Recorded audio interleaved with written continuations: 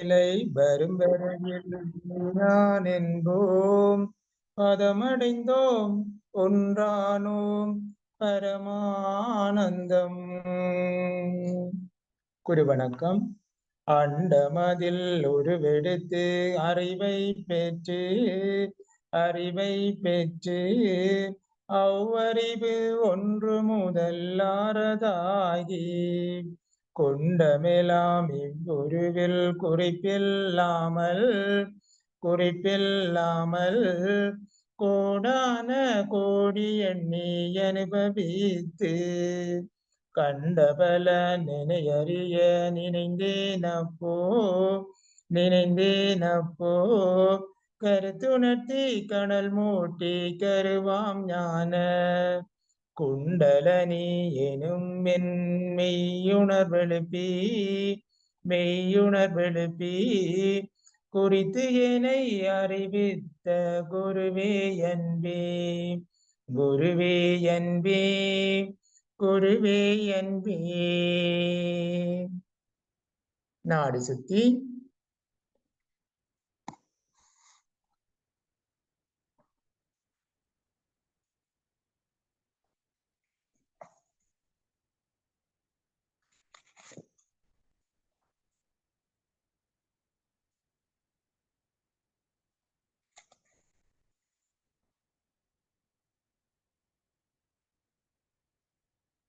தண்டுவட சுத்தி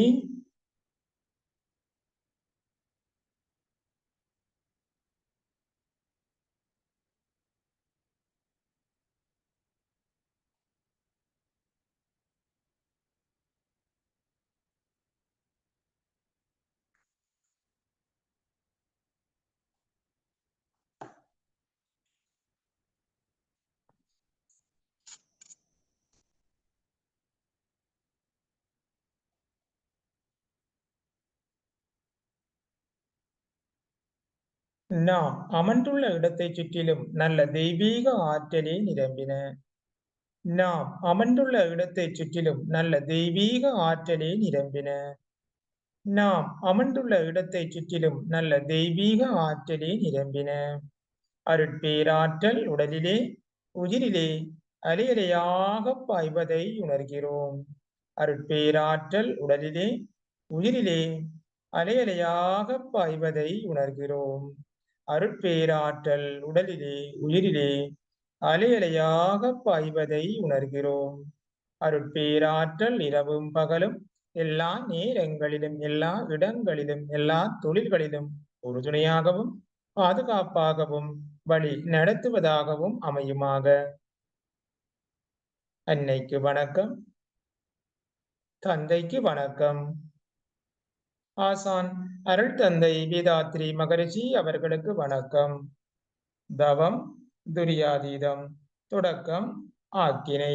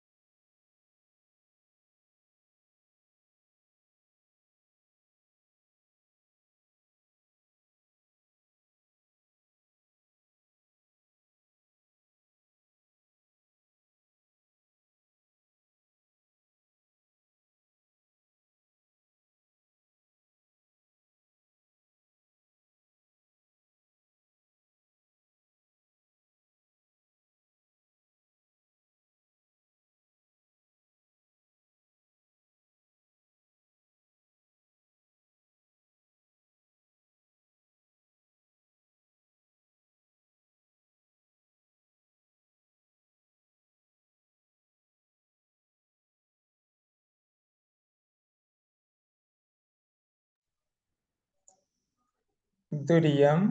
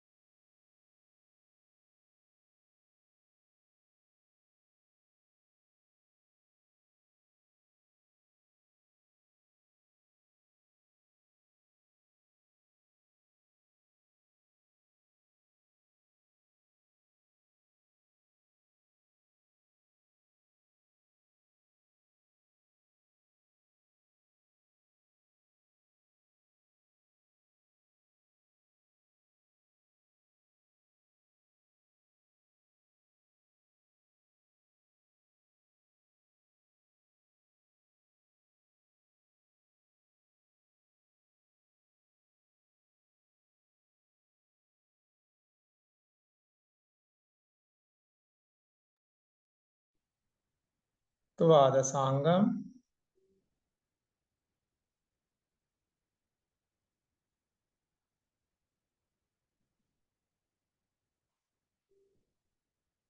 சந்திரன்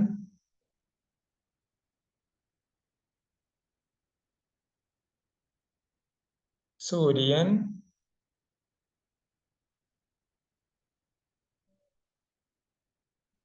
பேரியக்க மண்டலம்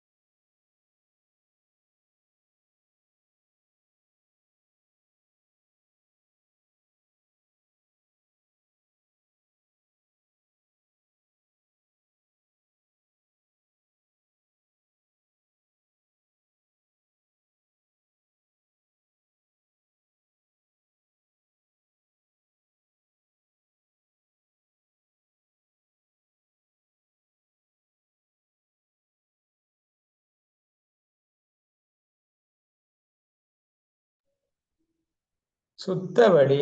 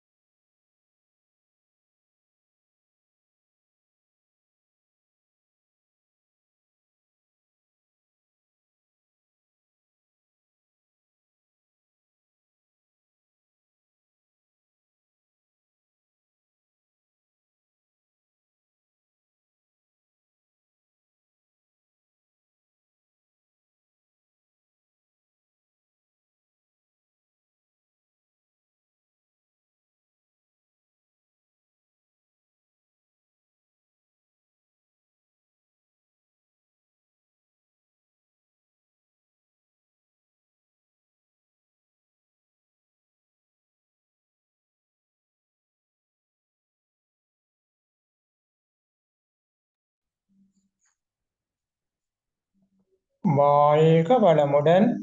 பேரியக்க மண்டலம்,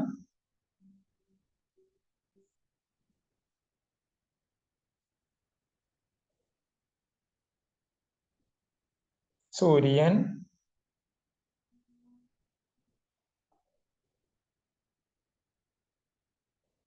சந்திரன்,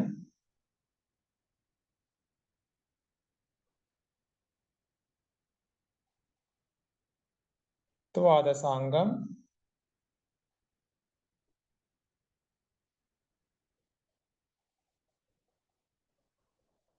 துரியம்.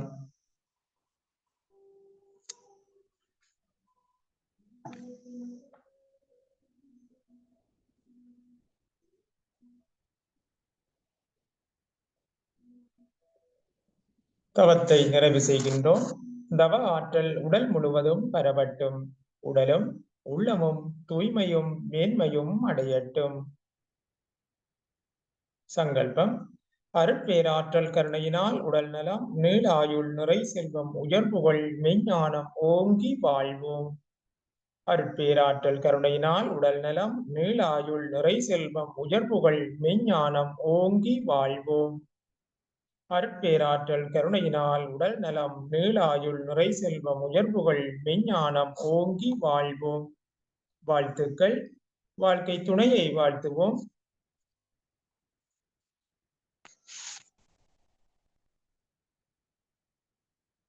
பெற்ற மக்களை வாழ்த்துவோம்.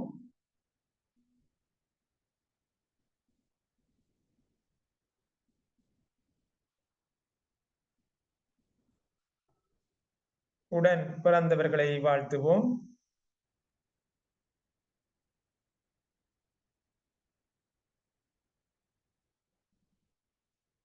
நெருங்கிய உறவினர்களை, நண்பர்களை வாழ்த்துவோம்.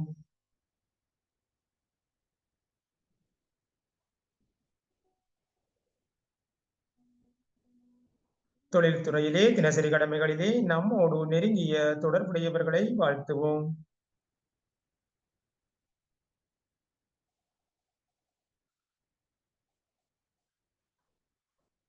இன்னல் புரிவோர், எதிரிகளாக நினைப்போர் எவரேனும் இருந்தால் அவர்களும் மனம் திருந்தி நல்வாழ்வு பெற கருணையோடு வாழ்த்துவோம்.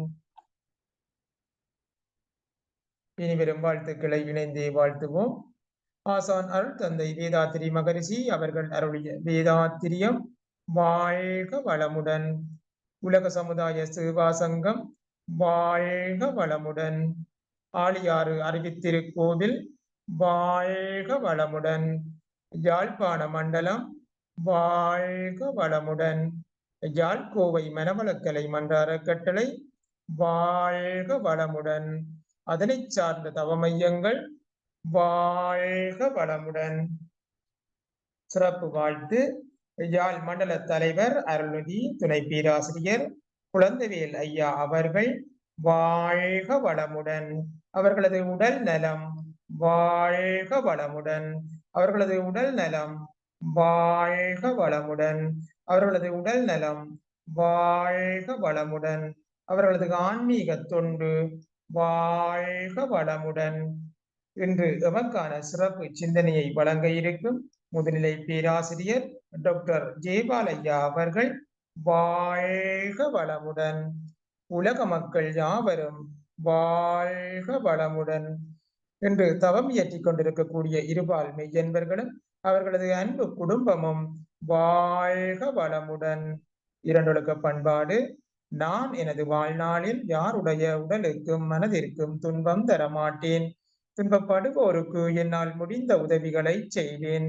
நான் எனது வாழ்நாளில் யாருடைய உடலுக்கும் மனதிற்கும் துன்பம் தரமாட்டேன். துன்பப்படுவோருக்கு என்னால் முடிந்த உதவிகளை செய்வேன். நான் எனது வாழ்நாளில் யாருடைய உடலுக்கும் மனதிற்கும் துன்பம் தரமாட்டேன். துன்பப்படுவோருக்கு என்னால் முடிந்த உதவிகளை செய்வேன். வாழ்க வையகம், வாழ்க வையகம், வாழ்க வளமுடன். உலக நல வேட்பு. உலகில் உள்ள பொறுப்புடைய தலைவரெல்லாம் உயிரறிவை உள்ளுணர்வாய் பெறுதல் வேண்டும். உலகனைத்து நாடுகளின் எல்லை காக்க ஓருலக கூட்டாட்சி வலுவாய் வேண்டும். உலகில் போர் பகை அச்சமின்றி மக்கள் உழைத்துண்டு வளம் காத்து வாழ வேண்டும். உலகெங்கும் மனித குலம் அமைதி என்னும் ஒரு வற்றாத நன்னிதி பெற்றுய வேண்டும். வாழ்க வையகம், வாழ்க வையகம், வாழ்க வளமுடன். மழை வாழ்த்து. ஏரி குளம் கிணறு ஆறு எல்லாம் நிரம்பி வழிய மாறி அளவாய் பொழிக மக்கள் வளமாய் வாழ்க. ஏரி குளம் கிணறு ஆறு எல்லாம் நிரம்பி வழிய மாறி அளவாய் பொழிக மக்கள் வளமாய் வாழ்க. ஏரி குளம் கிணறு ஆறு எல்லாம் நிரம்பி வழிய மாறி அளவாய் ஒழிக மக்கள் வளமாய் வாழ்க. வாழ்க வையகம் வாழ்க வையகம் வாழ்க வளமுடன். நம் மனதில் அமைதி நிலவட்டும். நம்மை சுற்றிலும் அமைதி நிலவட்டும். உலகம் முழுவதும் அமைதி நிலவட்டும். அமைதி அமைதி அமைதி. நன்றி ஐயா. வாழ்க வளமுடன்.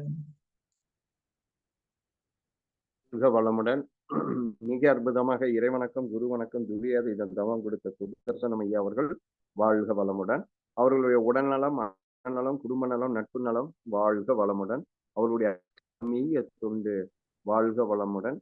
மேலும் இந்த இணைப்பில் கலந்து கொண்டுள்ள அனைத்து நல்லுள்ளங்களும் வாழ்க வளமுடன். இப்பொழுது மிக அற்புதமான நமக்கெல்லாம் காந்தத்தில் மகப்பேறு என்ற தலைப்பில் உரையாற்ற முனைவர் ஜெயபால் ஐயாவை உங்கள் சார்பாக அழைக்கிறேன். முனைவரை பற்றிய அறிமுகம் இல்லாதையான அவர் அடிக்கடி இலங்கையிலேயே எல்லா பகுதியும் சுற்றி இருக்கிறதுனால உங்களுக்கு எல்லாத்துக்கும் தெரியும், நான் சொல்ல வேண்டியதில்லை. இருப்பினும் அவரை பற்றிய அறிமுகம், அவர் டிஎன்ஏவில் காந்த பதிவுகள் என்கிற தலைப்புல நம்ம ஆழியாறுல பாரதியார் யூனிவர்சிட்டியில பிஹெச்டி பட்டம் வாங்கியிருக்கிறாருங்க. சுமார் 35 ஆண்டு காலமாக இந்த நம்ம மனவளக்கலை யோகாவில் நல்ல காந்த தத்துவத்தை பற்றி அற்புதமா பேசக்கூடிய வல்லமை பெற்று அது நிபுணர்னு சொல்லலாம். நாங்க எப்ப கூப்பிட்டாலும் வந்து எங்களுக்கு அறிவுரை சொல்றவருங்க. நேரடியா கூப்பிட்டாலும் வந்துடுறாரு. அந்த மாதிரி ஒரு மிக நல்ல உள்ளங்களை உங்களின் சார்பாக இன்று இந்த தலைப்பில் பேச அழைக்கிறேன். வாழ்க வளமுடன் ஐயா. ஐயா வாழ்க வளமுடன். வாழ்க வளமுடன்.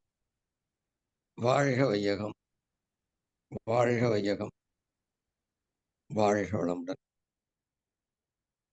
குரு வாழ்க குருவே துணை.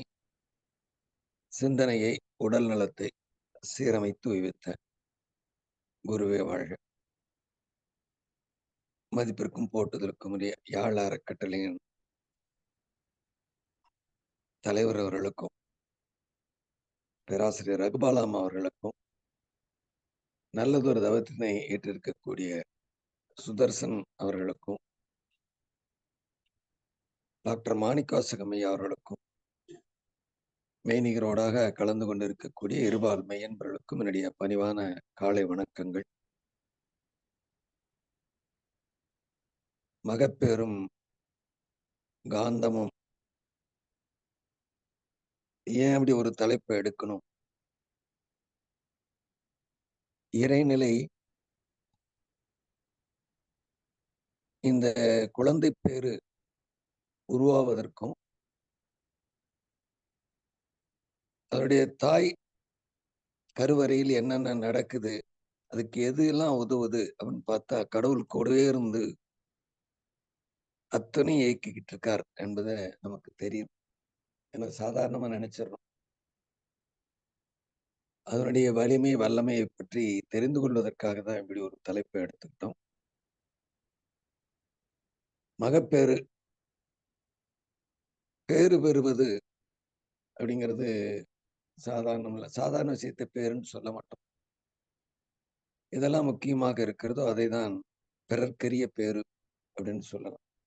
அதுபோல அந்த மகப்பேறு என்பது பிறர்க்கரிய பேரு தான். ஆனா குழந்தை பாக்கியம் இல்லாதவர்களுக்கு இது கேட்டா தெரியாது. அதனுடைய வலி என்னன்னு, இந்த சமுதாயம் கொடுக்கிற வலி என்னன்னு தெரியும். இப்ப தலைமுறைகள் எத்தனை கோடி தலைமுறை வந்திருக்குன்னு பாருங்க. உலகம் தோன்றி 13.7 பில்லியன் ஆண்டு, உயிரினங்கள் தோன்றி 12.7 1 பில்லியன் ஆண்டு சடப்பொருட்களுக்காக சரியா போச்சு. 12.7 பில்லியன் ஆண்டுகள் சிற்றுயிரிலிருந்து இன்ன வரைக்கும் வந்திருக்கு. தாவரங்களை தவிர்த்து, சில சிற்றுயிர்களை தவிர்த்து மீதி எல்லாமே கலவி என்கிற ஒன்றால் தான் இந்த தலைமுறையை எடுக்குது. ஏன்னா அது இறைவனின் ஏற்பாடு. தானே அனுபவங்களை பெற்று மேன்மைக்கு வர வேண்டும் என்றால் நீண்ட காலம் ஆகும் என்பதற்காக 2 உயிர்களை இணைத்து அதனுடைய அனுபவ பதிவையும் 2 பேருடைய அனுபவ பதிவுகளையும் அது கலந்து எடுத்து சுலபமாக எடுத்துக்கொள்ளக்கூடிய வாய்ப்பினை இதில் தான் நடக்கு. அதனால அது ஒரு அசிங்கன்னு சொல்ல முடியாது. ஞானிகளும் கலவியில் பிறந்தவர்களே. அப்படி இறைவனின் ஏற்பாடு என்ன நடக்குது? இந்த வித்து நாதம் 2ஆ பிரிச்சுக்கலாம். ஆண் பெண்ங்கிறத விட வித்து நாதம். ஒரு ஆணுடைய வித்து வெளியேறும் பொழுது கிட்டத்தட்ட 9 கோடி உயிரணுக்கள் ஒரு முறை வெளியேறும் பொழுது வெளியேறும். 9 கோடி உயிரணுக்களும் ஒரு குழந்தையை உற்பத்தி பண்ணக்கூடிய தகுதி படைத்தவை. 9 கோடியிலும் இந்த 23 குரோமோசோம்ஸ் அப்படின்னு சொல்றதுல பாதி தான் இருக்கும். பாதின்னா 13 12 அப்படி இப்படி சொல்ல முடியும். 11 சொல்ல முடியாது. 23லயும் பாதி பாதி. அப்ப ஒரு பாதி இங்கேயும் இந்த டிஎன்ஏ டபுள் ஹெலிக்ஸ்ன்னு சொல்றது ஒரு ஹெலிக்ஸ் மட்டும்தான் வரும். அது ஆர்என்ஏ கிடையாது. ஒண்ணுதான் வரும். இது அந்த அண்டமுட்டையில இருக்கிறதோட போய் இணையணும். அப்ப எப்படி தகுதி ஏற்பாடுன்னு பாருங்க. இதுல என்னன்னா அந்த காந்த புலம் ஒத்ததாக இருந்தால் மட்டுமே கருவுற முடியும். இந்த காந்த புலம் ஒத்ததாக இல்லைன்னா அங்க கருவுறாது. ஆண் பெண் மலட்டுத்தன்மை இல்லை என்றாலும் கருவுறுதல் என்பது இதனுடைய காந்த புலமும் அண்டமுட்டையிலிருந்து வரக்கூடிய காந்த புலமும் இணையவில்லை என்றில், ஏன்னா 2 இணைஞ்சுதான் ஒரு கருமையமா உருவாக்கணும். 2 இணைய முடியலன்னா அவ முதல்ல இந்த இணைவு என்பது காந்த புலத்தில் தான் நடக்குது. அப்ப கரு உருவாவதற்கு இந்த காந்தப்புலம் மிக அவசியமான வேலையை அங்க செய்யுது. இந்த வித்துநாதத்துள்ள காரத்தன்மை அமிலத்தன்மை ஏற்பு தள்ளல் 2 விஷயம் வருது. காரமும் அமிலமும் சேர்ந்தால்தான் ரசாயனமாகும். காரத்தன்மையும் காந்தத்தன்மை கொண்டது, அமிலத்தன்மையும் காந்தத்தன்மை கொண்டது. இந்த கார அமிலத்தன்மை ஒத்ததாக இல்லைன்னா கருவுறுதல் நடக்காது. அதை ஒட்டிய ரசாயனங்கள் அதுக்குள்ள தகமைதலாக இருக்கணும். இது இறைவனின் ஏற்பாடு. அது தக அமையலைன்னா இந்த குழந்தை பேர் என்பது இல்லாது போகும். அப்ப இந்த கலவியில் வெளியேற்றப்பட்ட வித்துநாதம் எல்லாமே போய் சேர முடியாது. அப்ப புறப்பட்ட இடத்திலிருந்து பெண்ணுடைய கருக்குழாய்க்குள் போய் செல்வதற்கும் அங்கே உயிரிழக்கக்கூடிய விந்தணுக்கள் தன்னுடைய உயிரின் தாக்கத்தை எது முன்னேறி செல்கிறதோ அதுக்கு தான் கொடுக்க முடியும். அந்த அழுத்தத்தை அது கொடுக்கும். உயிரிழக்கு முழுதுல இருந்து வரக்கூடிய விண்ணிலிருந்து வரக்கூடிய காந்தம் எந்த உயிரணு அண்டமுட்டையை நோக்கி செல்கிறதோ, கருக்குழாயில் நீந்தி செல்கிறதோ, அப்படி நீந்தி செல்லும் பொழுது அதற்கான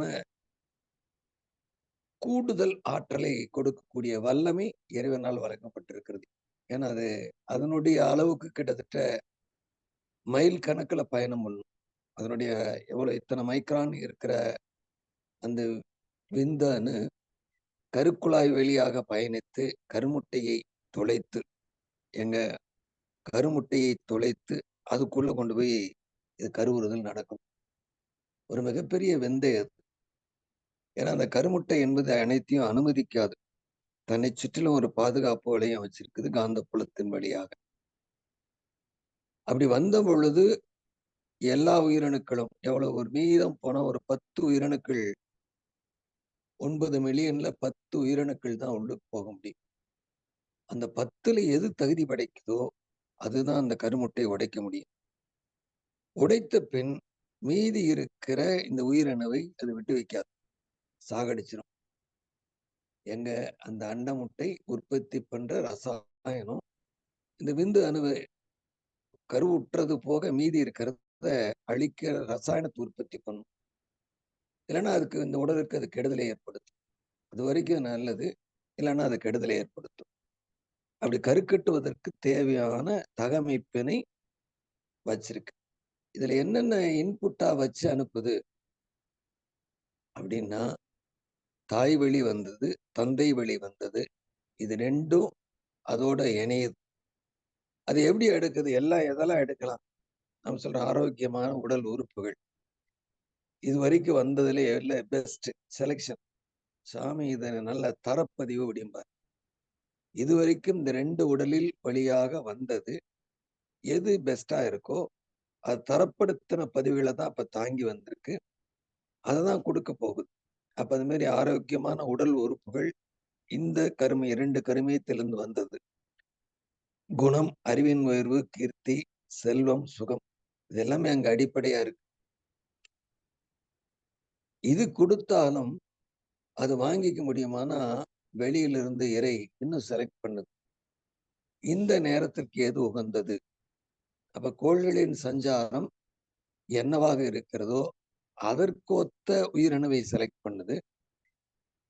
அந்த தாயோட அண்டமுட்டைக்கு தகுந்தவாறு செலக்ட் பண்ணுது. 3வது எந்த கணத்தை, எந்த குணத்தை ஊக்கப்படுத்துவது? எதை பலவீனப்படுத்துவது? டாமினேட்டிங் அண்ட் ரெசசிவ்னு சொல்லலாம்.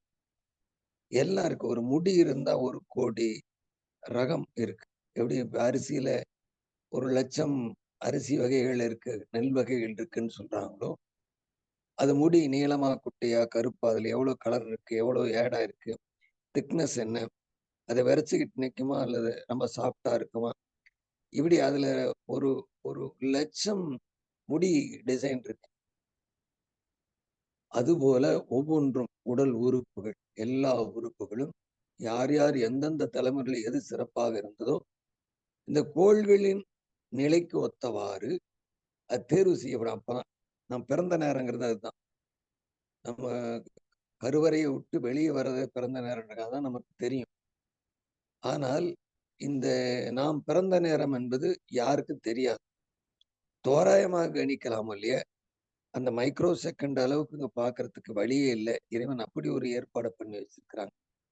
அப்ப இந்த கருவுறுதல் 2 இணைவுகள் சேர்ந்து கருவுற்ற பின்னாடி இது கரு வளர்ச்சி ஆகும்.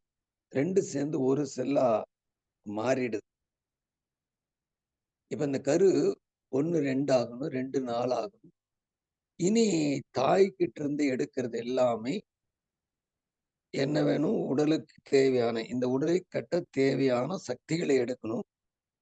எடுக்கிற சக்திகள் எப்படி இருக்கும்? ரத்த நாளங்கள் வழியாத்தான் ஊட்டப்படும். ரத்தத்துல எவ்வளவு போக முடியும்? இப்ப நினைச்சு பாருங்க. உடல்ல எலும்புனா கால்சியம் தேவைப்படுது. உள்ளுக்கு அயர்ன் தேவைப்படுது, பாஸ்பரஸ் தேவைப்படுது, பொட்டாசியம் தேவைப்படுது. 108 மூலகங்கள் தான் அங்க போய் சேரும். இப்ப வருகிற மூலகங்களை இந்த 2 செல் இணைவுல ஈக்குவலா கொடுக்கணும். 4 ஆகும் பொழுது 4க்கு ஈக்குவலா கொடுக்கணும். மேலும் மேலும் பகுதி பகுதியாக பிரிஞ்சு பிரிஞ்சு இந்த உடல்ல எலும்பு எங்க வேணும் அப்படின்னா அந்த எலும்பு அந்த இடத்துல கட்டணும். ஒரு எலும்பு அப்படி வைக்க முடியாது. அந்த எலும்பு கட்டமைப்பு உருவாக்கணும். அப்ப கரு உருவாகும் பொழுது நினைச்சு பாருங்க. முதல் மாதம் கம்பமா ஒரு புழு போல முதல்ல ஒரு பனி திரண்டு உருண்டு இருந்தது. முதல் மாதம் கம்பமாம். நம்ம கிட்டத்தட்ட டிஜிட்டல் போடுறோமே 1 2. அப்ப 2 தலை உருவாகுது. 3 அரை இறுதி. மேல் பகுதி, கீழ் பகுதி. 4 மூக்கு. 5 காது மடல்கள். 6 ஒரு பகுதி தலைப்பகுதியோ கால் பகுதியோ நிறைவு பெறுது. 7 நரம்புகளும் எலும்புகளும். 8வது மாசம் குழந்தை பூரணமாகுது.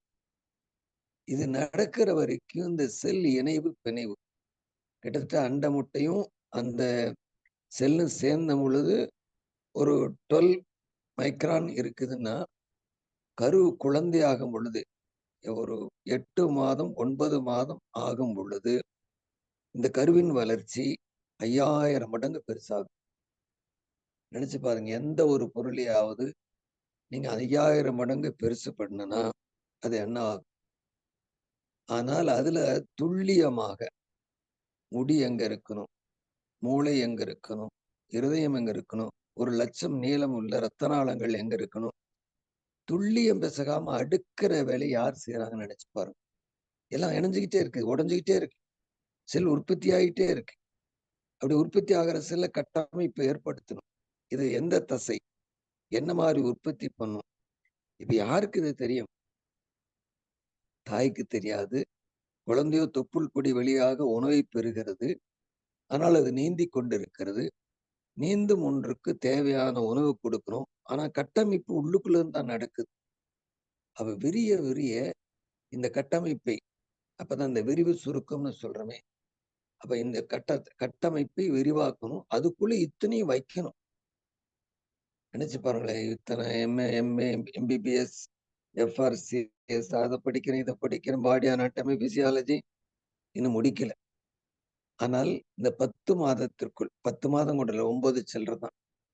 9ஆம் மாதம் சிரசு திரும்பி தலைப்பகுதி வெளியே வந்து உடலை விட்டு வெளியே வரும். இவ்வளவு ஒரு அற்புதமான ஏற்பாட்டை யாரால செய்ய முடியும்? இறைவன் தான். ஆனா அதுக்கு ஒரு பணிபுரியும் ஏஜென்ட் இறைத்தோள்ல இருந்து விண்ணுன்னு சொன்னாலும் அதிலிருந்து வெளியேறுகிற காந்தம் இதுதான் உடைப்பை ஏற்படுத்தாமல் பிணைப்பையும் விளக்கையும் இருக்கையும் ஒண்ணுன்னா சேர்த்து சேர்த்து சேர்த்து உடல் என்கிற அற்புதமான கட்டமைப்பு எத்தனை கோடி கோடி கொடுத்தாலும் விஞ்ஞானியால் உருவாக்க முடியாத இந்த ஒரு உடலை கட்டக்கூடிய திறன் இந்த காந்தத்துக்கு தான் இருக்கு. அப்ப இதுல எல்லாம் இன்பாக்ஸ்ல என்ன இருக்கு? எல்லாம் இருக்கு. என்னென்ன வழியில வந்ததோ நமக்கு ஓடுறது, குதிக்கிறது, தாண்டறது, கடிக்கிறது, கொத்துறது எல்லா இதுவும் இன்புட்ல இருக்கு. ஆனால் இத கொஞ்சம் கொஞ்சமா எராடிகேட் பண்ணுமே. யார் அளிக்கிறது? அப்ப இந்த காந்தம் 7 தலைமுறைகளுக்கு எதையெல்லாம் எடுத்து தரவில்லையோ, நான் சொல்றேன் எண்ணம்னு. ஒரு 7 தலைமுறைகளுக்கு ஒரு எண்ணம் வரலைன்னா அது எராடிகேட் ஆகிறதுல உள்ளுக்கு இருத்தி வச்சிருக்கு. அது அந்த காந்தம் தான் செய்யுது. அப்படி இருத்தி வச்சு நாம் இன்றைக்கு இவ்வளவு உயரம் வந்திருக்கன்னா யார் யாரோ சிந்திச்சதெல்லாம் நம்மளால பயன்படுத்த முடியுதுன்னா ஒரு பிரபஞ்ச ஒருங்கிணைவின் கீழ் இந்த காந்த களத்தின் கீழ் அனைத்தையும் இணைத்து பிணைத்து வச்சிருக்கிறது இந்த காந்த களம் தான். இது கொஞ்சம் நெட்வொர்க்டு இன்டெலிஜென்ஸ் அப்படின்னு கொஞ்சம் சயின்ஸ் இப்பதான் தொட்டு பார்க்குது. ஆனா இயற்கை இந்த காந்த களத்தில் உங்களுக்கு என்ன தேவையோ கருவுக்கு உண்டானது உள்ளுக்குள்ள தாய்கிட்ட இருந்து எடுத்துக்கிட்டாலும் இந்த உடலுக்கு தேவையான அத்துணை அறிவாட்சி தரத்தையும் இன்னும் மேம்படுத்தப்பட்டது. இல்லைன்னா அந்த வளர்ச்சியில பரிணாமத்தில் இந்த வளர்ச்சியை வந்திருக்காது. மேம்படுத்தப்பட்ட ஒரு டிசைன் வேணும். புழுவாவே இருந்திருக்கணும். ஆனா மேம்படுதே. ஸோ எதனுடைய தாக்கம் அதிகமா இருக்கோ அதுக்கு தகுந்த மாதிரி இது வளர்ச்சி அறிவை கொண்டு வளர்ச்சி ஆகுது. அப்ப இந்த கரு உருவாகும் பொழுது ஒரே கருமையத்தில் உருவான குழந்தைகள் எல்லாம் ஒன்னா இருக்கிறது இல்லையே. என்ன காரணம்? இந்த கரு உருவாகும் பொழுது இந்த கோள்களின் சஞ்சாரம் என்னவா இருக்கோ அது கொடுக்கிற பங்கினை ஏற்று எதை செலக்ட் பண்ணும், எதை ஊக்கப்படுத்தணும், எதை பலவீனப்படுத்தணும் சொல்லணும் இல்லையா. இந்த குணம் எந்த குணம்? தாயோட குணமா, தந்தைய குணமா, 3 தலைமுறைக்கு முன்னாடியானதா, 5 தலைமுறைக்கு முன்னாடியானதா? இதை வலுவா வச்சு பிறக்கும். மற்ற குணம் இருக்கும், அதை வலுவா வச்சு பிறக்கும். ஏன் இப்படி ஒரு ஏற்பாடை பண்ணணும்? இயற்கை நீதியில எதுவும் அழிஞ்சிடக்கூடாது. எது எப்பொழுது வேணுமாலும் தேவைப்படும். களவும் கற்றுமரன்னு நம் முன்னோர்கள் சொன்னாங்க.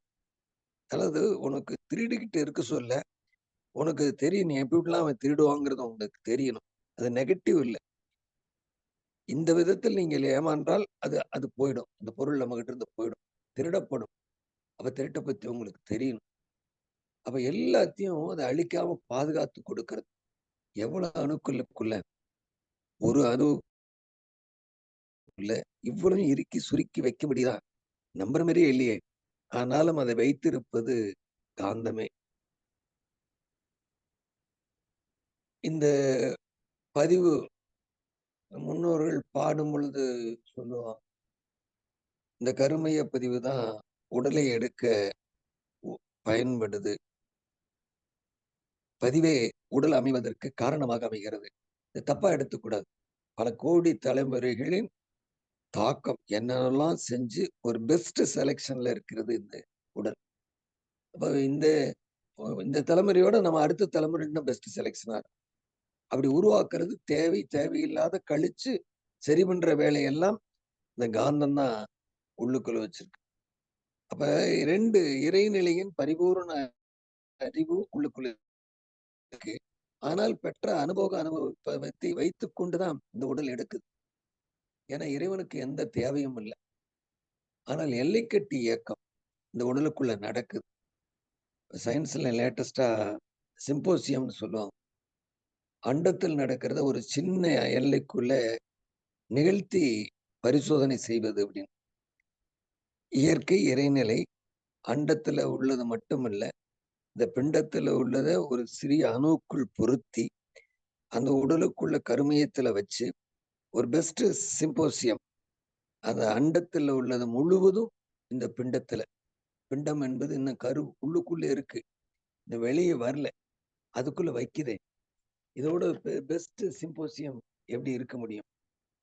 அப்படி ஒவ்வொன்றும் ஒவ்வொரு காலகட்டத்துல இருதயம், மூளை, கை கால்கள், காது மடல்கள், இப்படி ஒவ்வொன்றும் நமக்கு வருது. அது ஒவ்வொரு சமயமும் வரும் பொழுது ஏற்படுத்துகிற தாக்கம். இந்த கரு வளரும் பொழுது தாயின் மனோநிலை எப்படி இருக்குதோ அதுக்கு தகுந்த மாதிரி சில சேஞ்சுகளை உருவாகும். நிரந்தரமே அல்ல. இந்த கோள்களின் சஞ்சாரம் எந்த குணத்தை ஊக்கப்படுத்துவதோ அந்த ஊக்கப்படுத்தின குணம் நற்குணங்களாக மாறுவதற்கும், அல்லது மோசமான குணமாக இருந்தா தாயின் மனோநிலை இதை இன்னும் கொஞ்சம் மாற்றத்துக்கு இறைவன் சாய்ஸ கொடுத்திருக்கார். எப்படி? அந்த தாய் சந்தோஷமா இருந்தா இந்த குழந்தையும் நல்ல பதிவுகளை தாங்கி வரும். மகிழ்ச்சி, அன்பு, கருணை இதெல்லாம் செலுத்தி வந்த அந்த தாயோட மாற்றத்தை இந்த கருவமைப்புல உள்ளுக்குள்ள இது மேல் பதிவாக அந்த குழந்தை வெளியே வர்ற வரைக்கும் தாயின் பதிவு தான் குழந்தையோட பதிவு. ஸோ ஒரு 10 மாத காலம் ஒரு பிரிப்பரேட்டரி, ஒரு பெஸ்ட். எவ்வளவு மோசமான கரு உருவாயிருந்தாலும் சரி, தாய் நினைச்சா அந்த குழந்தைய மாற்ற முடியும். இந்த காந்த புலத்துள் நல்ல எண்ணங்கள், நல்ல செய்திகள், நல்ல உருவாக்கம், நல்லது நல்லதுன்னு சொல்றேன். பெஸ்ட். இந்த ஜிஜிபாயோட தாய், சத்ரபதி சிவாஜியோட தாய், தன் மகன் மிகச்சிறந்த வீரனாக வர வேண்டும் என்று உள்ளுக்குள்ள சொல்லுவாங்க. வாழ்த்து வாழ்த்து. மகிழ்ச்சி அதை சொல்றது. வாழ்த்து என்கிற ஒரு அலை இயக்கத்தை நீங்க இந்த குழந்தை எப்படிலாம் இருக்குன்னு நினைக்கிறீங்களோ அது போல என்னிடம் இருக்கிறான்னு நினைச்சு பாருங்க. அவனுடைய 10வது வயது, 20வது வயது, 30வது வயது என்னவாக வருவான், எப்படி இருக்கணும் எப்படின்னு ஆசைப்படுறீங்களோ இருந்ததாக பாவனை பண்ணி வாழ்த்து போடுங்க. ஒரு நல்ல தலைமுறையை நம்மால் உருவாக்க முடியும். அடுத்து வருகிற தலைமுறை. ஏன்னா நம்ம இப்போ சொல்லிக் கொடுக்கும் பொழுது ஒண்ணு சொல்லித்தரோம், வாழ்க்கை வேறு விதமாக இருக்கு. ஒரு குறிப்பிட்ட காலத்தில் நம்ம பலவீனமாயிரும். இந்த சமுதாயம் எப்படி போகுதோ அதோட ஒத்து போகிறோம். ஆனால் இதை மாற்றுவதற்கு தகுந்த மாதிரி ஒரு 100 இளைஞர்களை கொடுங்கள், இந்த உலகை மாற்றி காமிக்கிறேன் என்று சொன்னவர் விவேகானந்தர். 100 பேர் இல்லையா? இருக்கிறாங்க. அவரு தேடுற மாதிரி 100 பேர் இல்லை. இப்போ மனவளக் கலைஞர்களால் இந்த கரு உருவாகும் பொழுது எவ்வளவு மோசமா இருந்தாலும் சரி, வாழ்த்து என்கிற காந்தாலை இயக்கம் மூலமாக இந்த குழந்தையை நல்ல குழந்தையாக நம்மால் உருவாக்க முடியும். நல்ல குழந்தைங்கன்னா கோடீஸ்வரனா பிறக்கிறது இல்லை. என்ன வந்தாலும் என்னுடைய இயல்பு நல்லது செய்வது என்கிற பாவனையோடு. ஆனா வாழும் பொழுது நம்ம முடியுதான்னு பாருங்க. இந்த உருவாக்கத்தை நீங்க பிறந்து அட்வைஸ் பண்றதை விட இந்த உருவாக்கும் காலத்திலே நிச்சயமாக நம்மளால் மாற்றம் செய்ய முடியும். இதெல்லாம் தான் காந்தமும் மகப்பேறும் என்கிற தலைப்புல வாழ்த்து என்கிற காந்தம் அந்த குழந்தையை அந்த கருவில் இருக்கிற காலத்தில் மிக அற்புதமாக மாற்றம் செய்ய முடியும். இதுக்கு உதாரணம் நம்ம மகாபாரத கதையில வச்சிருக்கிறாங்க. அபிமன்யு தாயின் வயிற்றில் இருக்கும் பொழுது சக்கரவியூகத்தை உடைக்கிற வரைக்கும் கேட்டான். வெளியே வர்றதை கேட்கறதுக்கு முன்னாடி தாய் தூங்கிட்டாங்க. என்ன அர்த்தம்? உணர்வாக இருந்து கொடுக்கப்பட்ட அத்தனை செய்திகளும் இந்த குழந்தைக்கு போய் சேருதுங்கிறதானே. அப்ப நம்ம டிவி சீரியலும் மற்றதும் பார்த்துட்டு நல்ல குழந்தை பிறக்கணும்னு எப்படி ஆகுறது? தயாரிப்பு. ஒரு ஜீனியஸ் குழந்தை வேணுங்கிறதுக்கான தயாரிப்பு. அப்ப அந்த மகப்பேறு உருவாகிறதுக்கு முன்னாடி தாயும் தந்தையும் அப்ப தாய் தந்தை இல்லை, 2 இளைஞனும் இளைஞியும் ஒரு மனவளக்கலையை கற்றிருந்தால், இதெல்லாம் அறிந்திருந்தால் தகுதி உள்ள குழந்தையை உருவாக்க முடியும் என்பதுதான் இதனுடைய நோக்கம். ஸோ அப்படி ஆயிடுச்சு. இது வரைக்கும் கரு வளர்ந்தாச்சு, டெலிவரி வரணும். இப்ப இந்த காந்த களம் முக்கியமா சக்தியா மாறணும். கிட்டத்தட்ட உலகத்திலேயே மிக மோசமான வலி என்பது இந்த டெலிவரியில அடையிறது தான். அதை தாங்குற அளவுக்கு சக்தி கொடுத்திருக்கேன். ஒவ்வொரு ரசாயனத்தையும் அதுக்கு தகுந்த மாதிரி கரு வளரும் பொழுது இந்த உடலுக்குள்ள என்ன நடக்கணும், கரு வளர்ச்சிக்கு தேவையான அளவு காந்தம் என்னென்ன இருக்கணும் அத்தனையும் ப்ரிப்பேர் பண்ணி, இப்ப கரு வெளியேறதுக்கு வெளியேறும் பொழுது உடல் உறுப்புகள் அந்த வெளியேறும் கருவாய் மிக அதிகமாக கருவாயுடைய விரிவு, இடுப்பெலும்புகளின் தளர்ச்சி, விரிவடைகிறதும் தளர்ச்சி அடைகிறதும் இந்த உள்ளுக்கு அதிகப்படியான அழுத்தத்தை கொடுத்து தான் குழந்தையை வெளியே தள்ள முடியும். இப்ப காந்த குவியல் அங்க தேவைப்படுது. அப்ப அதை ஏற்படுத்தி, இது நாம் நினைச்சு செய்யல, இயற்கை அல்லது இறைநிலை அதுக்கு தகுந்த ஏற்பாட்டை வச்சிருக்கு. இது வரைக்கும் அமைதியா வச்சிருந்தது வெளியேறணும். ஏன்னா அந்த கரு உருவான பிற்பாடு 2 கருமையம், உள்ளுக்கு வெளியில தாயோட கருமையம் ஒன்று, இந்த குழந்தையோட கருமையம் ஒன்று. அப்ப இதுக்கு மேல இதை வச்சிருக்க முடியாது என்கிற பொழுது அதை வெளியேற்றணும். அப்ப அதுக்கு எவ்வளவு சக்தி தேவைப்படுதுன்னு பாருங்க. உடலுக்குள்ள மலம் கழிக்கிறதுனாவே எவ்வளவு சிரமப்படுறோம். ஒரு உள்ளுக்குள்ள இருக்கிற ஒரு 3 கிலோ அளவு, அது இல்லாத மேற்கொண்டு இருக்கிற உடல் சக்தியில இருக்கிற ஒரு 5-6 கிலோ அந்த குழந்தை உற்பத்தி, தடித்த கருவாய்கள் இருக்க பகுதிகள் எல்லாம் வெளியே போயாகும். இதுவரைக்கும் வந்த நிலை வேறு, இப்ப குழந்தை வெளியே தள்ளுற நிலை வேறு. வெளியே தள்ளின பிற்பாடு மீண்டும் சுருக்கணும். வயிறு, இரைப்பை அது எல்லாமே எல்லாம் விரிவடைஞ்சு வேற மாதிரி இருக்கும். இப்ப இது எல்லாத்தையும் மறுபடியும் சுருக்கணும். இந்த மாதிரி சுருக்கி கொடுக்கிற வேலையும் விரிவடைகிற வேலையும் அறிவு பார்த்துக்கிட்டாலும் செய்யற செயல் யார் செய்யறது? காந்தம் தான் அது செய்ய வேண்டியதா இருக்கு.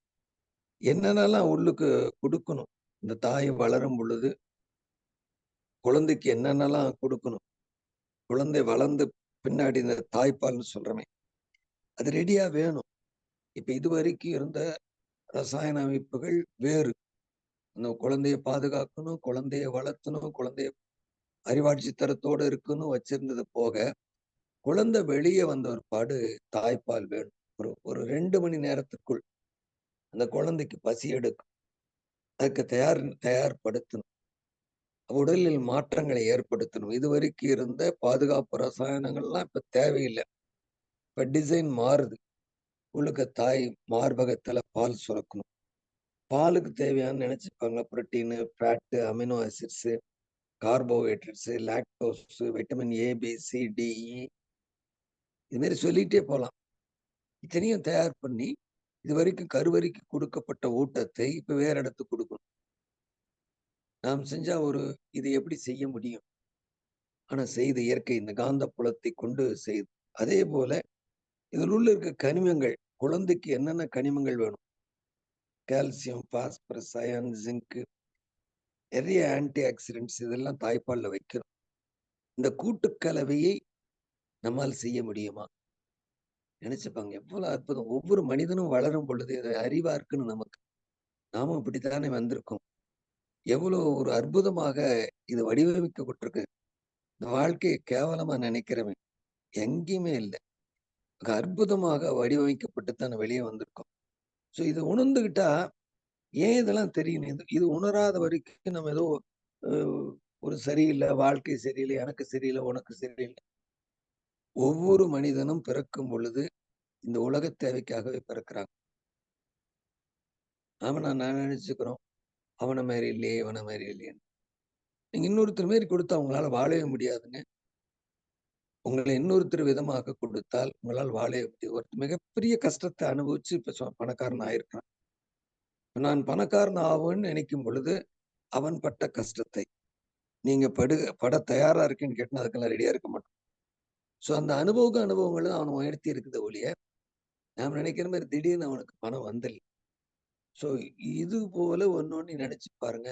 வாழ்கிற வாழ்க்கை சொர்க்க வாழ்க்கையாக இருக்கு. அப்ப இதுக்கு எவ்வளவு இறைநிலை நமக்கு உகந்ததாக ஒத்ததாக இருக்கு. இப்ப கரு வளரும் பொழுது என்ன இருக்கு, அதுக்குள்ள ரத்த ஓட்டம் வைக்கணும், வீட்டுக்கு பைப் லைன் அடிச்சாவே 4 இடத்துல உழுவுது, கேட் வால் பிடுங்கிக்குது. அப்ப இருதயம் என்கிற மிகப்பெரிய ஒரு மோட்டார், அதுக்குள்ள 4 அறைகள், அதுல ரத்தம் வருவதும் போவதும், எங்கு செல்ல வேண்டும், இந்த தீர்மானம்லாம் நம்ம யாரு பண்றோம்? இறை பண்ணி வைக்கும். இறை செஞ்ச தீர்மானத்தை, டிசைனை மாடிஃபை பண்ணுது. கட்டடம் கட்டுவது போல அதை அமைச்சு கொடுக்கும். அப்ப அது மாதிரி ஹார்மோன் எந்த அளவுக்கு அது ப்ரிப்பரேஷன் பண்ணணும். இதில் தான் அந்த கோள்களின் தாக்கம் வருது. எந்த ஹார்மோன் எவ்வளவு உற்பத்தி ஆகணும், அளவுக்கு மிஞ்சியும் போகக்கூடாது, குறைஞ்சும் போகக்கூடாது. குறைவுபடும் பொழுது இதை சரி கட்டுறது எது? அப்ப நம்ம கட்டம் கட்டி சொல்றாங்களே, செவ்வாயும் கேதுவும் இப்படி இருக்குது அப்படி இருக்குதுன்னு எத்தனையோ பேசுறாங்களே, இந்த கணிப்பு தான். ஆனால் இது இறை கணிச்சு ஏற்கனவே நமக்கு சரி பண்ணி வச்சிருக்கு. குறைந்தாலும் கூடினாலும் அமைப்பினை இந்த உடலுக்குள்ள ஏற்பாடா முதல்ல கொடுத்து வச்சிருக்கு. குழந்தை பெண்ண பண்பாடு கருப்பை மூடி இருந்த கருப்பை வாய் திறந்துக்கணும். உள்ளுக்குள்ள இருக்கிற கழிவுகள் எல்லாத்தையும் வெளியேற்றி ஆகும். ஸோ அந்த தாய் எவ்வளவு கஷ்டப்படுவாங்கன்னு நினைச்சு பாருங்க. அப்ப அதை மீண்டும் ரெக்டிஃபை பண்ணி உடல் அமைப்பை பழையபடிக்கு கொண்டு வரணும். அந்த வேலை எல்லாமே விரிவு சுருக்கு விரிஞ்சது 5000 மடங்கு முட்டை வளர்ந்ததுன்னா கருப்பை 500 மடங்காவது கருப்பை பெருசாகும். 500 மடங்கு பெருசான கருப்பையை சுருக்கி மறுபடியும் பழைய அளவுக்கு கொண்டு வரணும். கருப்பை விரிய உள்ளுக்கு இருக்கிற உறுப்புகள், இறப்பை, மலக்குடல், சிறுகுடல், பெருங்குடல், இது எல்லாமே விரிஞ்சிருக்கும். உடல் கொஞ்சம் பெருசா இருக்கும். இதெல்லாம் பழையபடிக்கு கொண்டு வரணும். இது எல்லாமே அறிவாட்சி தரம் இந்த காந்தத்தை கொண்டே மீண்டும் பழைய நிலத்துக்கு எடுக்கும். தாய் வளரும் பொழுது என்னென்ன நினைக்கிறாங்களோ, மையிட்டால் கருட பார்வை உண்டாகும். ஒவ்வொரு உறுப்பும் வளரும் பொழுது அதனுடைய தாக்கம் அதிகமா இருக்கக்கூடாது. அன்னைக்கு கண்மையிட்டால் கருட பார்வை உண்டாகும்னு சொன்னாங்க. இப்ப நீங்க கம்ப்யூட்டரோ லேப்டாப்போ பார்த்தாலும் போதும் கருட பார்வை வரும். கருட பார்வை நல்லதுன்னு நினைக்கலாம். நான் சொல்றது பார்வை, இந்த முட்டைக்கண்ணுன்னு சொல்றாங்களே, அது போல அமைஞ்சு போகும். அது ஊக்கப்படுத்துது. இந்த இந்த உறுப்பை நம்ம அதிகப்படியாக ஊக்கப்படுத்த வேண்டியது அவசியம் என்பதை நீங்க செய்தியா சொல்லல, ஊக்கப்படுத்தி கொடுக்கிறோம். அப்ப கருவளர்ச்சி காலத்தில் தாயின் மனோநிலை மிக முக்கியமாக பார்க்கணும். மனம் என்பது காந்தம் தான். நீங்க மனதை வேற விதமா நினைக்க, அப்ப நல்ல முறையாக வைத்திருக்க வேண்டியது அவசியம், மகிழ்வாக வைத்திருக்க வேண்டியது அதிகம். அதே போல அந்த அளவு கொனோடோட்ராபின் சொல்லி கர்ப்ப காலத்தில் கருப்பையை மட்டுமே உற்பத்தி செய்யும் ஹார்மோன். இந்த கொனோடோட்ராபின் அப்படிங்கிறது பெண்ணுக்கு கருவுற்ற காலத்தில் கருவுக்குள்ள இருக்கிறது மட்டும்தான் உற்பத்தி பண்ணுது, மீதி காலத்துல உற்பத்தி பண்ணல. ஆண்ட்ரோஜனும் புரொஜெஸ்ட்ரானும் ஆணுக்கு பெண்ணுக்கான தயாரிப்பு. அப்ப இந்த காந்தம், மின்சாரம், ரசாயனம், என்ன ரசாயனத்தை எப்படி கொடுக்கறது, எவ்வளவு கொடுக்கறது, இந்த அளவீடுகள்லாம் கணக்கு போட்டு பார்த்தா அது கணக்குள்ளே சிக்கவே சிக்காது. அந்த அளவுக்கு உற்பத்தி பண்ணா மட்டும்தான் ஒரு மகப்பேறு என்பது நிச்சயமாக நமக்கு ஏற்படுது. இந்த மகப்பேறுவை எந்த தனி மனிதனும் செய்யல. இயற்கை அல்லது இறைநிலை நம்மகிட்ட இருந்து மிக அற்புதமாக செய்து வருது. இந்த கர்ப்ப காலத்தில் நாம் செய்ய வேண்டிய வேலை, இந்த உலகில் வாழ்வதற்கு தேவையான தகுதியை இறைநிலை வச்சிருக்கு. வாழ தேவையான தகுதியான மனதை நம்ம சரி பண்ண இந்த உடல்ல இருந்துகிட்டு. ஏன் அதுவும் இறைவனை கொடுக்காதா? இறைவன் எல்லையற்ற இருக்கிற நிலையில இருக்கு. அது உடலுக்கு அது நினைக்கும். அதனால எல்லை கட்டிய உடலாகிய நமக்கு எப்படி நினைக்கிறது? அத மனதை நமக்கு கொடுத்திருக்கு. அதனுடைய பரிபூர்ண ஆற்றலை மனமாக மாத்தி கொடுத்திருக்கு. 2 இருக்கு. நாம் பெற்ற அனுபவ பதிவு, சஞ்சித கர்மா. நாம் பெற்ற அனுபவ பதிவு தேவையே இல்லைன்னு சொல்ல முடியாது. அது தேவை. அது அழியாமல் பாதுகாக்கிற வேலையும் இறைவன் தான் செய்யுது. அப்ப சஞ்சீதத்துல வரல எல்லாம் மோசமா இருந்தா என் காலம் எப்படி நல்லா இருக்கும் நினைக்கலாம். நீங்க எப்பேற்பட்ட மோசமான பதிவையும், ஒரு குடியாரனுக்கு பிறக்கிற மகன், என் தந்தை குடித்து அழிந்து விட்டான், எனவே நான் குடிக்க மாட்டேன் என்று முடிவெடுக்கலாம். இந்த சேஞ்ச் நடக்கும். நீங்க செய்யற வாழ்த்தினாலையும் மனமாட்டத்தினாலையும் அந்த சேஞ்ச் நடக்கும். அல்லது ஒரு ஒழுக்க செயலரான ஒருவருக்கு இந்த இந்த மனோநிலை ஏன் நான் அப்படி இருந்தா என்னன்னு எப்பயாவது ஒரு தடவை நினைச்சிருந்தா அந்த ஒரு தடவை நினைச்ச நினைப்பு குழந்தைய மாத்திரும். ஏன் நம்மளும் ஆல்கஹால் சாப்பிட்டா என்ன, நாமும் திருடனா என்ன என்கிற எண்ணத்தை தூண்டி வந்துடும். அப்ப இயற்கையும் இறைநிலை மேல எந்த குற்றமும் இல்லை. அது ஒரு அற்புதமான வடிவமைப்பு கொடுத்தா நம்மளை கொண்டு வருது. நமக்கு என்ன தேவை என்பதை கேட்குது.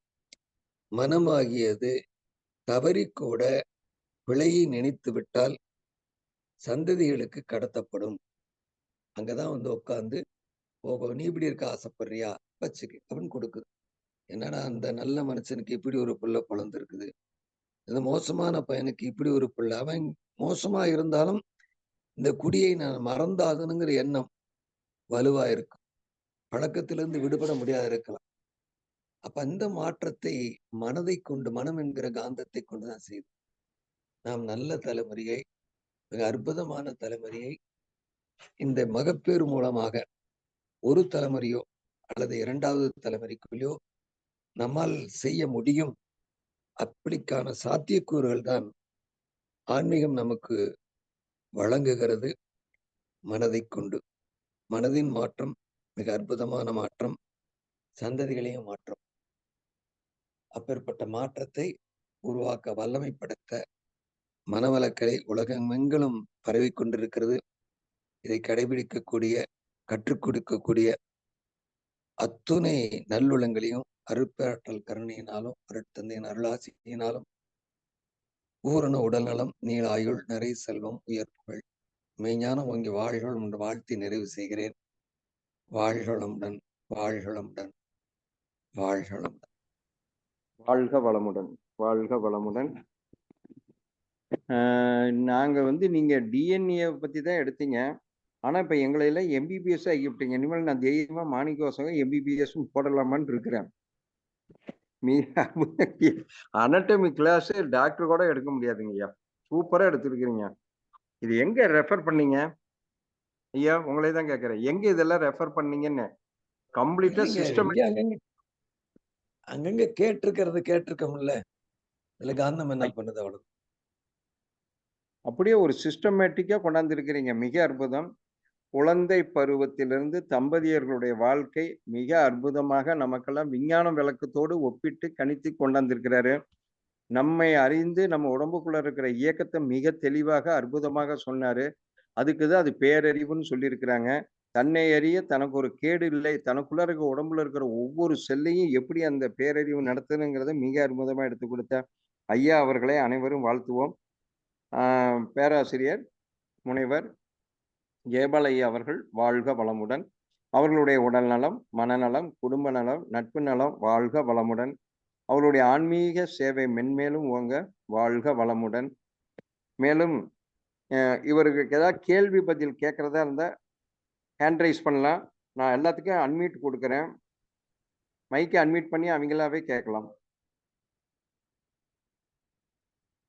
ஜெயபால் ஐயா நீங்க அன்மியூட் பண்ணிடுங்க. ஏன்னா இப்ப எல்லாம் அன்மியூட் கொடுத்ததுனால மியூட் ஆயிடுச்சு. சரிங்க, வாழ்க.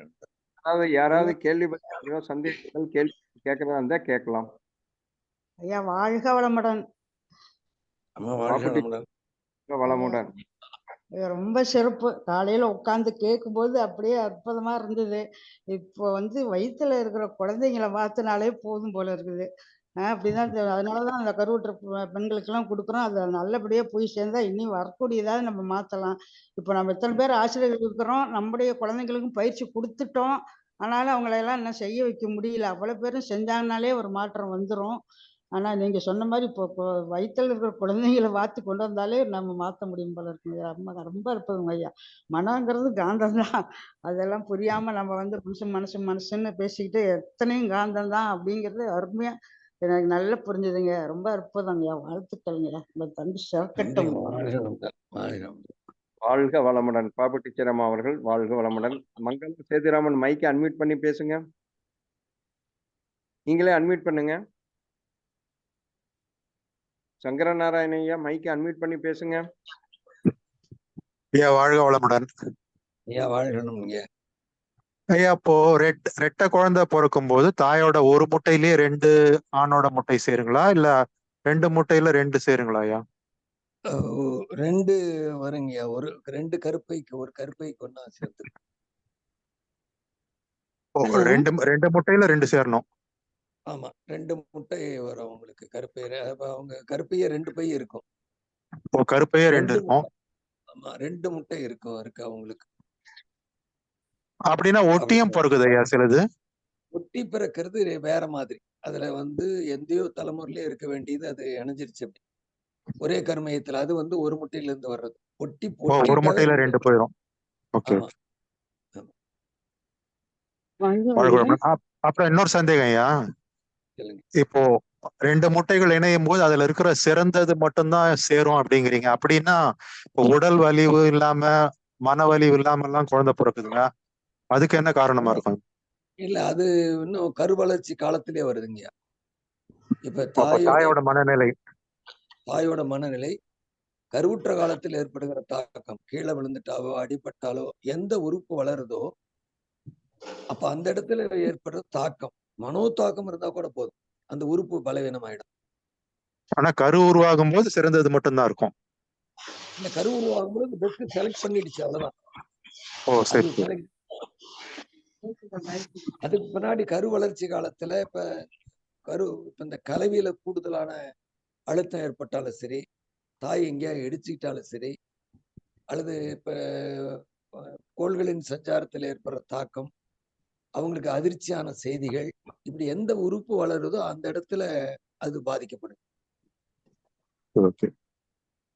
அப்படி அவங்க கருவுற்ற காலத்துல கொஞ்சம் பிரச்சனைகள் இருந்து குழந்தை பிறந்த பிறகு அந்த குழந்தையோட மனநிலையை வளர்க்கும் போது மாத்தி நல்லபடியா கொண்டு வர முடியுங்களா? அது டிஃபெக்ட் தாங்க. நீங்க இப்ப விஞ்ஞானத்துல இப்ப எப்படி இருதயம் ஓட்ட விழுந்துருச்சு அப்படின்னா அதை கொண்டு மறுபடியும் ஆபரேஷன் பண்ணி தான் எடுத்தாகும். இல்ல உடம்பு இல்லாம மன ரீதியா சொல்றான். அது பண்ணலாம். மன ரீதியா தான் சாய்ஸ் ஏராளமா இருக்கு. சரி. அது ஈஸி, இது கொஞ்சம் கஷ்டம். ஆமா, எவ்வளவு மோசமா இருந்தாலும் மனதை நீங்க சரி பண்ணா மத்தெல்லாம் சரி பண்ணலாம். நல்லது ஐயா, வாழ்க வளமுடன். சிவனுக்கும் பார்வதிக்கும் திருமணம் நடந்தது, உலகம் ஒரு பக்கமா போயிடுச்சு. இருங்கம்மா, அவருங்க பேசிட்டு இருக்காங்க. மங்களா கேக்குறாங்க அக்கிரன்ட்ட என்ன பண்ண சரி ஆகணும். இவரு மட்டும் அகத்தியர்னு சொன்னாவே மனசுதான் சொல்றாங்க. அகத்தியர் அனுப்புனா சாமானிடம் சொல்லிட்டாங்க. நீ எவ்வளவு மோசமா இருந்தாலும் மனசை சரி பண்ணீங்கன்னா அதை டேலி பண்ணிடலாம். நல்லது ஐயா, நன்றி. வாழ்க வளமுடன். வாழ்க வளமுடன். மங்களா சேதுராமன் பேசுங்க. வாழ்க வளமுடன். வாழ்க வையகம். இன்னைக்கு மார்னிங் எனக்கு ரொம்ப நல்ல மார்னிங்கா இருந்துருக்கு. ரொம்ப சந்தோஷமா இருக்கேன். பிளஸ் எனக்கு ஒரு டவுட், இந்த இன்ஃபர்டிலிட்டி சென்டர்ல எல்லாம் 2 ஜாயின் பண்ணி வச்சுட்டு அதுக்கப்புறம் நமக்கு இன்சர்ட் பண்றாங்க. நான் அந்த ட்ரீட்மெண்ட் எடுத்துக்கிட்டு இருக்கேன், அதனால நான் அதை கேட்கிறேன். அப்ப அதுக்கு என்ன சொல்ல வரீங்க? இப்ப நம்ம இயற்கை கலவு மூலம் அப்படின்னு சொல்றோம், நம்ம அதெல்லாம் மீறி நம்ம இன்ஃபர்டிலிட்டி சென்டருக்கு போறோம். அந்த இது திரும்ப எடுத்து அங்கேயும் முட்டையும் வெந்து வந்தாம சேர்த்துறாங்க, தனியா சேர்க்கிறாங்க. ஆனா கூட தனித்தனியா எடுத்து சேர்த்து வைக்கிறாங்க. அது திரும்ப நமக்கு இன்சர்ட் பண்ணும்போது கூட நமக்கு அந்த ஃபெயிலியர் அப்படிங்கிறது சேரலங்கிறது தானே. அப்ப வெளியில சேர்த்துடுறாங்களா? அப்போ ஒரு பெண்ணோட உடம்புக்குள்ள வைக்கும் போது அது ஒட்டாம சக்சஸ் ஆகல. செடியை நடுறோம், வேர் பிடிக்காத போகுது இல்லையா? அது மாதிரி அந்த கருப்பையில போய் இது நிக்கணும், வேர் பிடிச்சுக்கணும். ஏன்னா தொப்புள் கொடி கனெக்ஷன் கொடுக்கணும். அது தொப்புள் கடிக்கு உருவாக்க முடியலன்னா அது வராது, அதுதான் வேறு. அது போய் அந்த உள்ளுக்குள்ள போய் கருப்பைக்குள்ள போய் உட்காந்து கருப்பைக்குள்ள வேர் பிடிச்சுக்கணும். வேர் பிடிக்கலைங்கிறது அப்ப சிரமமா. அந்த வேர் இயற்கையா பிடிக்கிறது, அந்த வேர் பிடிக்கிறது தான் இயற்கை. மற்றபடி அதெல்லாம் சேர்ந்திருக்கு. ஆமா, நீங்க அப்படி இருக்கும் பட்சத்துல நீங்க நல்லா நடக்குதுங்கிற பாவனையை வச்சுக்க. பயம் இருந்துன்னா பிடிக்காது. என்ன ஆகுமோ எவ்வளவு செலவு பண்றோம், எத்தனை தடவை வர்றோம் அப்படிலாம் நினைக்காத. இறைவன் வாய்ப்பு இருந்தா எனக்கு கொடுப்பான், ஏன் நான் செய்ய வேண்டிய வேலை செய்யறேன், அது நிச்சயமா நடக்குன்னு நினைச்சுப்பாங்க. அது நின்று பயத்தோடய மத்தோட இருந்தா ரசாயனம் மாறி போகும். ரசாயனம் மாறிச்சுன்னா அது ஏற்காது. ஆமா ஆமா, பயந்துட்டீங்கன்னா ரசாயனம் மாறிடும். அது வேர் பிடிக்கிற வரைக்கும் உங்க மனோநிலை நல்லா இருந்ததுன்னா அது பிடிச்சு. அதுதான் எனக்கு இன்னைக்கு எவ்வளவு நாள் என்ன மிஸ்டேக் நடந்துச்சுன்னு எனக்கு தெரியல. நெக்ஸ்ட் மந்த் ட்ரீட்மெண்ட் போறேன். எனக்கு என்ன அவ்வளவு என்னோட ஹாப்பினஸ் சொல்லவே முடியல இன்னைக்கு. இந்த கேப் உண்மையிலேயே இந்த இந்த என்ன சொல்றது, எனக்கு உலகமே எனக்கு ஹெல்ப் பண்ணிட்டு இருக்குங்கிறது எனக்கு இப்போ ஏன் இப்படி நடந்துச்சுன்னு நான் யோசிச்சிருக்கேன். 3 ஃபெயிலியர் ஆயிடுச்சு. நம்ம பைசா வேஸ்டா, உடம்பு வேஸ்ட், எவ்வளவோ யோசிச்சு வச்சிருக்கேன். ஏன் எமோஷன்ல வெயிட் பண்ணி நீங்க எமோஷனல் ஆகுறீங்க. அது வேண்டாம். இறைவன் எனக்கு சாய்ஸ் இருந்தா வரும். அந்த பாவனையோட எனக்கு உண்மையிலே வாழ்க்கை வளமுடன். எனக்கு உண்மையிலே எனக்கு வேதாத்திரியம் கிடைச்சிருக்கிறது லைஃப்ல எனக்கு என்னன்னே தெரியல. நான் ஒரு மாதிரி நேத்திக்கு எனக்கு என்னன்னே சொல்ல தெரியல. ரொம்ப ஹாப்பியா இருக்கேன், ரொம்ப ஹாப்பியா இருக்கேன். எல்லாரும் நல்லா இருக்கணும். எனக்கு வாழ்க்கை வளமுடன், வாழ்க வையகம், வாழ்க வையகம். எல்லாரும் சேர்ந்து வாழ்த்துறவங்களே ஐயா உங்களுக்கு ஒரு வாழ்த்து போட்டுருங்க. வாழ்த்துப்பட்ட மங்களாமா, சொல்லுங்க லைன்ல இருக்கோம். ஒரு நம்பரை குறிச்சுக்க, இல்ல என் நம்பர் கவுன்சிலிங் கேட்டீங்கன்னா இன்னும் அவரு நல்ல பெஸ்ட் ஐடியா உங்களுக்கு கொடுப்பாருங்கம்மா. நீங்க ஒரு நம்பரை, என் நம்பரையும் குறிச்சு அவரு நம்பரை கொடுக்குறேன். எங்க பேசுறீங்க? நான் சென்னையில இருந்து பேசுறேன். சென்னையில இருந்தானே? என் நம்பர் தெரியுங்களா? அவரு நம்பர் தெரியுமா? யாராவது நம்பர் வச்சிருக்கீங்களா? முத்துலட்சுமி அம்மா நம்பர் தான் வச்சிருக்கேன். அதை குறிங்கம்மா. யாரு? நீங்க நம்பர்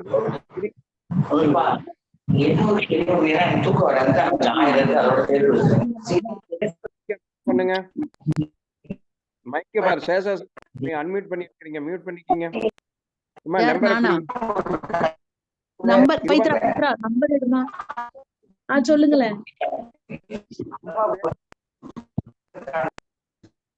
9 எழுதுறேன். 789 17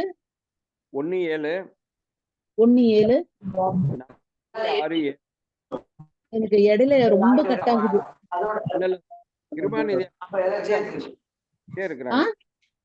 நீங்க குறிங்க. 97 89 17 45 67.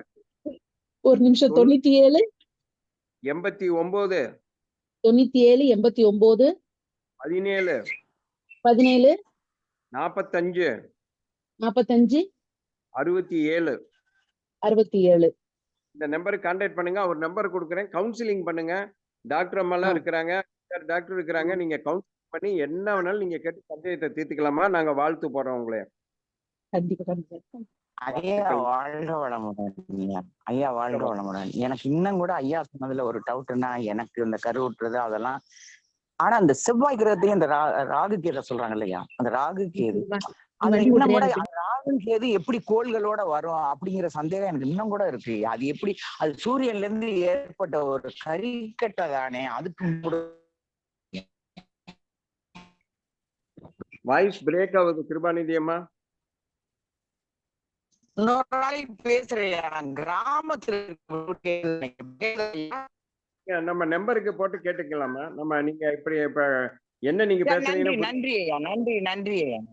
நம்ம கவுன்சிலிங் பண்ணிக்கலாம். நன்றி. நன்றி. வாழ்க வளமுடன்.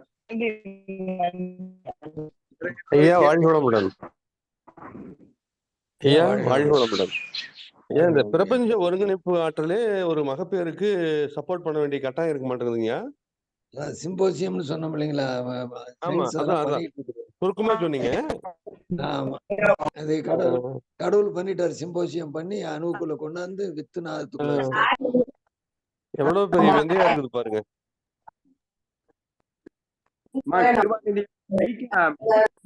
அன்மியூட் பண்ணிக்கிட்டே இருக்கிறீங்க. மைக்க நான் மியூட் பண்ண, நீங்க அன்மியூட் பண்ணிட்டு இருக்கீங்க பாருங்க. நாய்ஸ் டிஸ்டர்ப் ஆகுது. கிருபாநிதியம்மா மைக்க நீங்க தொடாதீங்க, டச் பண்ணாதீங்கம்மா கிருபாநிதியம்மா. இப்ப கேளுங்க சங்கர அம்மா, நீங்க மைக்க திருப்பி நீங்க பாருங்க அன்மியூட் பண்ணிக்கிட்டே இருக்கிறீங்க கிருபாநிதியம்மா. இப்ப பாருங்க அவங்க அதே சும்மா மைக்கே தொட்டுக்கிட்டு இருக்கிறாங்க. மெயின் ஸ்கிரீன்ல இருந்து நீங்க பார்ட்டிசிபென்ட் ஸ்கிரீனுக்கு வந்துருங்க. அடுத்த ஸ்கிரீனுக்கு வந்துட்டீங்கன்னா மைக் வராது, டச் ஆகாது. இப்ப கேள்வி கேளுங்க ஐயா.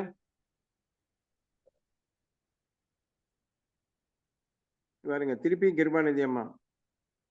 சரி, ஈவினிங் பேசலாம். வேற யாராவது சந்தேகம் இருந்தா கேட்கலாம். நன்றி உரை முருகேசன் பிள்ளை அவர்கள். ஐயா முருகேசன் பிள்ளை ஐயா. வாழ்க வளமுடன் ஐயா. வாழ்க வளம். நன்றி உரை சொல்லிருங்கம்மா. அப்படியே ஓகே உலக நல ஓகே ஐயா. உலக உலக நல்ல நல வாழ்த்தும் பாடி நன்றி நன்றி உரை சொல்றேன் ஐயா. வாழ்க வளம். நன்றி. இன்றைய அருமையான இந்த அற்புதமான காலை பொழுதிலே எங்களது இதனிலை வகுப்பினூடாக நிகழ்நிலை வகுப்பிலே ஜெயபால் ஐயா பேராசிரியர் முனைவர் அவர்கள் இணைந்திருப்பது யாழ் மண்டலத்துக்கு பெருமையை கொடுப்பதாக அமைகின்றது. அவருடைய இந்த அருமையான அற்புதமான இந்த காலை சிந்தனையில் உண்மையிலே இந்த பெண்கள் கருவுறுதலும் பெண்கள் மகப்பேற்றினை எவ்வாறு பெற்றெடுக்க வேண்டும் என்ற ஒரு உயர்வான அற்புதமான சிந்தனையை எங்களுக்கு தந்திருக்கின்றார். இறைவனின் ஏற்பாடு பற்றியும் இந்த விந்துநாத சக்தி, அதாவது 9 கோடி உயிரணுக்கள் சேர்ந்து ஒரு குழந்தையை உருவாகின்றது. இந்த காந்தப்புலம் ஒத்ததாக இருந்த நிலையிலே இந்த காந்த புலத்தினுடைய செயற்பாட்டின் பிரகாரமாக ஒரு அற்புதமான உடல் உறுப்புகள் கொண்ட எவ்வாறு அந்த உறுப்புகள் பரிணமிக்கப்படுகின்றது என்பதை அவர் தன்னுடைய உரையிலே எடுத்து இயம்பி இருக்கின்றார். இந்த குழந்தையினுடைய செயற்பாடு, அந்த துல்லியமாக அந்த செல்களுடைய உற்பத்தியும் அந்த கர்ப்ப காலத்திலே கருவிலே குழந்தை எவ்வாறு எவ்விதமாக வளர வேண்டும், அந்த வளருகின்ற பிள்ளை எளிமையும் ஏமாப்புடைத்து என்ற வள்ளுவருடைய வாக்குக்கு அமைவாக 7 தலைமுறைக்கு ஏற்ற முறைமையிலே அந்த குழந்தை ஒரு வளமான குழந்தையாக வளர்வதற்கு கோள்களினுடைய சஞ்சாரமும் கோள்களுடைய பிணைப்பும் இந்த காந்த புலத்தினுடைய செயற்பாடுகளும் எவ்வாறு அவசியம் என்பதை ஐயா அவர்கள் அற்புதமாக எடுத்துரைத்துள்ளார்கள். அதற்கு மேலாக இந்த குழந்தையை தாங்குகின்ற காலத்திலே, பிரசவிக்கின்ற காலத்திலே குழந்தை கரு உற்பத்தியாகி அந்த கரு வெளியிலே வரும் வரைக்கும் அந்த அம்மாவினுடைய தாயினுடைய சிந்தனை, அந்த உயர்வான சிந்தனை, மகாபாரத கதை, அதற்கு மேலாக வீரசிவாஜியினுடைய சிந்தனை, சுவாமி விவேகானந்தருடைய சிந்தனைகளை எவ்வாறு அந்த அம்மாமார்கள் நல்ல உயர்வான சிந்தனையோடு அவர்கள் அந்த குழந்தையை வளர்த்தார்களோ அதற்கேற்ற முறைமையிலே அந்த நாட்டுக்கு உகந்த நல்ல பிரஜையாக அவர்கள் வெளிப்படுத்துவதற்கு அது காரணமாக இருக்கின்றது. அதற்கு மேலாக இந்த மனவளக்கலை செயற்பாடுகளை பற்றி சிந்திக்கின்ற பொழுது இளைஞர் யுவதிகள் கட்டாயமாக, அதாவது திருமணமாகாத அவர்கள் இந்த மனவளக்கலைக்குள் உள்வாங்கப்படுவதன் ஊடாக அவர்கள் இணைந்து பெற்றெடுக்கின்ற இந்த குழந்தைகள் ஒரு உயர்வான சிந்தனையுடைய குழந்தைகளாக வெளிப்படுவதற்கான வாய்ப்பை அவர்கள் பெற்றுக்கொள்வார்கள் என்பதை கூட ஐயா அவர்களுடைய சிந்தனையிலே வெளிப்படுத்தப்பட்டுள்ளது. அதற்கு மேலாக இந்த குழந்தை வளர்கின்ற குழந்தைக்கு கிடைக்கின்ற அந்த பால் சுரக்கும் தன்மை, அந்த தாய்ப்பாலினுடைய கலவைகள் பற்றியும், அந்த தாய்ப்பாலை ஊட்டுகின்ற பொழுது அம்மாவினுடைய சிந்தனைகள் பற்றியும் அற்புதமாக விளம்பி இருக்கின்றார்கள். தாயினுடைய மனோநிலை, அது சந்தோஷமாக நல்ல பதிவுகளையும் அன்பும் கருணையும் ஏற்புடையதாக, தாய் எவ்வளவு தூரம் அந்த குழந்தையை சுமக்கின்ற காலங்களிலே நல்ல பாசிட்டிவான நேரான எண்ணங்களோடு அந்த அலை இயக்கத்தின், அதாவது வாழ்த்துக்களோடு, வாழ்க வளமுடன் என்ற அந்த வாழ்த்தினுடைய பரிணமிப்பதோடு தன்னுடைய குழந்தையை வெளிப்படுத்துவதாக இருந்தால் உண்மையிலே அந்த குழந்தை நாட்டுக்கு உகந்த நல்ல குழந்தையாக, நல்ல பிரஜையாக, நல்ல விருட்சமாக வெளிப்படுத்துவதற்கான ஒரு உயர்வான விஞ்ஞான பூர்வமான, அறிவியல் பூர்வமான, ஆக்கப்பூர்வமான சிந்தனையை இன்றைய இந்த அதிகாலை பொழுதிலே எங்களுக்கு தந்த ஜெயபால் ஐயா அவர்கள் வாழ்க வளமுடன் என்று வாழ்த்துவதில் யாழ் மண்டலம் பெருமை அடைகிறது ஐயா. நன்றி. உலக நல வாழ்த்து. உலகமெல்லாம் பருவமழை ஒத்தபடி பெய்யட்டும், உழவரெல்லாம் தானியத்தையே உவப்புடனே பெருக்கட்டும், பல தொழில்கள் புரிகின்ற பாட்டாளி உயரட்டும், பகுத்துணர்வில் தொகுத்துணர்வு பண்பாட்டை உயர்த்தட்டும், கழகங்கள் போட்டி பகை கடந்த ஆட்சி நடக்கட்டும், கல்லாமை கடன் வறுமை களங்கங்கள் மறையட்டும், நல வாழ்வை அளிக்குமே ஞான ஒளி வீசட்டும், நல வாழ்வை அளிக்குமை ஞான ஒளி வீசட்டும் நம் கடமை அறவாழ்வின் நாட்டத்தே சிறக்கட்டும் நம் கடமை அறவாழ்வின் நாட்டத்தே சிறக்கட்டும் வாழ்க வையகம் வாழ்க வையகம் வாழ்க வளமுடன். ஐயா வணக்கம். வாழ்க வளமுடன். இன்றைய மன்னிச்சு கொள்ள வேண்டும். இன்றைய இந்த அதிகாலை பொழுதிலே எங்களுக்கு அருமையான இறைவணக்கம் குருவணக்கம் நிகழ்த்தி துரியாதீத தவத்தை நிகழ்த்தி தந்த சுதர்சன ஐயா அவர்களுக்கும் உன்னியூர் மாணிக்க வாசகம் ஐயா அருமையான ஒரு தொகுப்புரையை எங்களுக்கு வழங்கி இருக்கிறார்கள். அவர்களுக்கும் மீண்டும் நன்றிகளையும் வாழ்த்துக்களையும் வாழ்க வளமுடன் என்ற வாழ்த்தையும் தெரிவித்து நிறைவு செய்கிறேன் ஐயா. வணக்கம். வாழ்க வளமுடன் ஐயா. வாழ்க. நன்றி உரை கொடுத்த முருகேசன் பிள்ளை அவர்களுக்கும் உலக நல வாழ்த்துப்படிய அம்மா அவர்களுக்கும் யாழ் மண்டலத்தின் சார்பாக நன்றியும் வாழ்த்துக்களையும் தெரிவித்துக் கொண்டு இந்த நிகழ்வை இந்த அளவில் நிறைவு செய்கிறோம். ஜெயபாலையா வாழ்க வளமுடன். முருகேசன் பிள்ளை நன்றிங்க. வாழ்க வளமுடன். வாழ்க வளமுடன் ஐயா. வாழ்க வளம்.